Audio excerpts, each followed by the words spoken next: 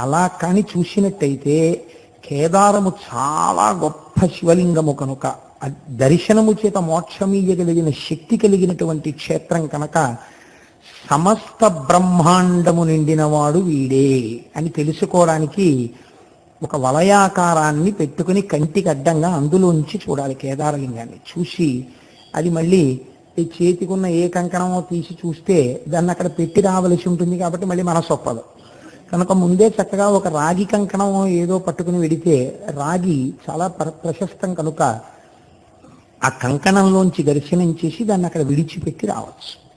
కాబట్టి ఇక ముందు వెళ్ళేటటువంటి వారు అలా ఒక వలయంలోంచి కేదారలింగాన్ని దర్శనం చేసేటటువంటి ప్రయత్నములు చేసేదరుగాక.